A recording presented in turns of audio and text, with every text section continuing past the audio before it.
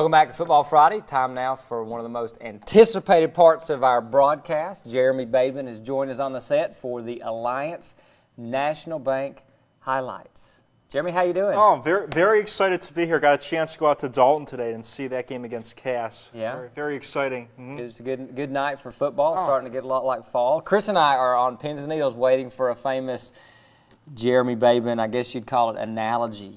I'll try and do my best to live up to your standards. All right, well, take her away. All right, well, let's start off with our Alliance National Bank highlight show. We begin with the school that's closest to the station, Dalton High School. They were hosting Cass tonight, and the 10th-rate Catamounts were coming off their first loss of the season, 38-14 to Sequoia last week. Now, what's made 48 straight winning seasons successful is Dalton's ability to avoid losing streaks. In fact, the last time the Catamounts lost 2 in a row, you got to go back to 2004. Those teams, LFO and Northwest. Did history repeat itself? Well, let's head out to Harmon Field and see for ourselves. Would handcuffs be a sign of what was to come? Oh, baby, I hope not. First quarter, Cass is driving. Quarterback Deontay Hardy's pass is going to be picked by number 4, Gabe Talley. That's first down, Big Red. Dalton, they're going to be inside the 5-yard line now, and Shaquan Moore runs it in for a touchdown. 7-0 Dalton. They strike first in this game. Now Cass with it, and Deontay Hardy is going to be sacked and brought down like a rag doll. That's a big loss. Dalton, they're back with it on offense, but not for very long. Striker Brown and Shaquan Moore can't seem to get on the same page here. Loose ball recovered by Cass. And they're going Cass way. Second quarter, it's Brown with it. And what can Brown do for you? How about a backdoor pass to Moore? He's in from 60 yards out, all the way in for the touchdown. No one's coming up with this guy. 14-0 Dalton. They go up by 2 touchdowns in the second quarter. And the Cardinals, they can't recover this punt cleanly.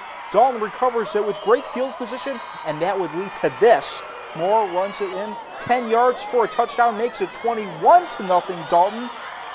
And now let's head out to the second half now as the third quarter begins. And it's Moore.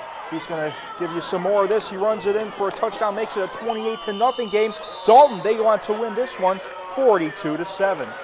Well, for the next game, it was Ridgeland at Ringgold. Now, Ridgeland went into this game needing a win. They were their half game behind Lafayette in the sub-region play. Now Ringgold, though, they're starting to gel. Winners of 2 straight, including last week's 48-0 win over Southeast. Well, how did history unfold? Let's head out to Ringgold right now for that game. Ringgold, as we mentioned, Ringgold needing a win as well. And we start off Barrett Johnson to Cole Morgan, and that is going to be a quick 6 points. Make it a 7-0 game, rather, for Ringgold as they strike first in this one. Now it's Carlin Bowman to Mike Bowman. The BBC Bowman to Bowman connection. That's good. Makes it a 7-0 Ridgeland game. Cameraman, get out of the way because that's a heck of a play right there. Now it's Ridgeland's running back, Terrell Freeman. He's capable of doing some big things, and he does something right there. Puts Ridgeland on the board yet again. Makes it a 14-7 Ridgeland game.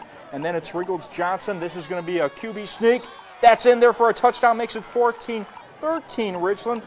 A block PAT, a huge play in this game. We'll tell you about that later. Then it's Ringgold, Vance Lovelace. This is to Rusane, a touchdown. Makes it 19-14 Ringgold at this point. And then after this, it would be a 2-point conversion by Johnson that was failed.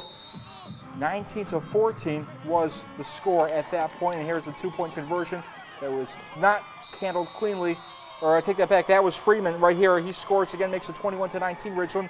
Again, Freeman, once again, he's done it once. How about one more time? 28-19 Panthers at this point. And then it's Eastland. He runs it in for Ringgold. He had a big game last week at Southeast. He caps off this right here. Puts Ridgeland up 28-26. Or Ridgeland, they go on to win 28-26. Well, for the next game, we head out to Calhoun. Now, Calhoun, they came off a pretty big win, 48-14 over Gordon Central last week, making a strong case that they're the best team in Region 7B AA. Now, Chattooga's coming into Yellow Jacket country with 2 straight losses when they were the favorites in both of those games. So, with both teams riding different momentums, how would the game unfold? Well, let's head out right now to Calhoun for that game. And Coach Hal Lamb and the Jackets sang a short prayer before the game. I'm only guessing that they were praying for Port Chattooga. First quarter, 3-0 Calhoun. Running back Dustin Christian takes it 20 yards in for a touchdown. 11-0 Calhoun after the 2-point conversion. Now a little special teams highlights for you. A great coverage by Calhoun. And Josh White, that's what coaches want to see right there. Oh, man. Still in the first quarter, 11-3 Calhoun, and Michael Johnson hits Derek Ramsey deep for 64 yards out. That's a touchdown, 18-3 Calhoun. Second quarter, let's go to Chattooga trying to do something.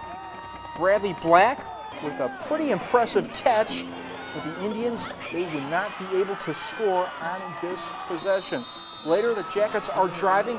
Johnson hits Rhett McGowan for the first down. 1st and 10.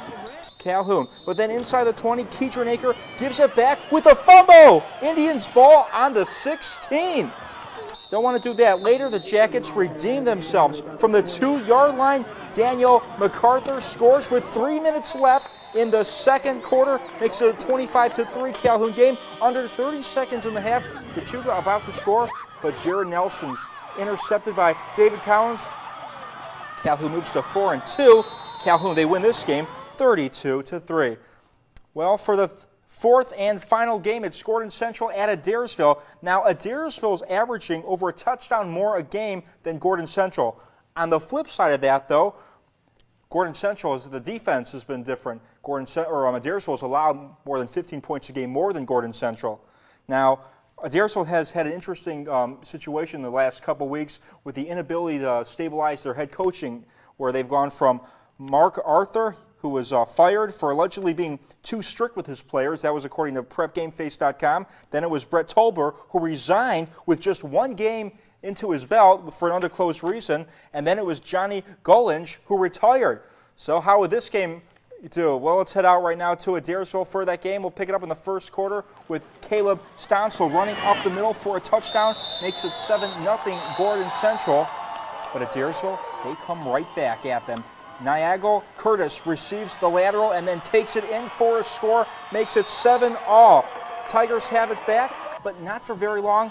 Tyree Brown's pass is picked off by Keedron Johnson. That's a first down Warriors way. 1st and 10 GC. Warriors punting now, but Tigers, Ethan Perry can't field it cleanly. A little bit of butterfingers. Ooh, boy, that's got to be embarrassing. GC gets it right back with 1st and 10.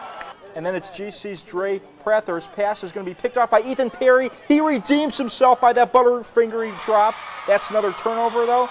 More offensive problems. This time it's Tyree Brown's. His pass is picked off by Jared Nolan. First down Warriors. And that would lead to a little bit of a scuffle as a few hard hits and a few players saying, "Are you telling me your girlfriend's better looking than my girlfriend?"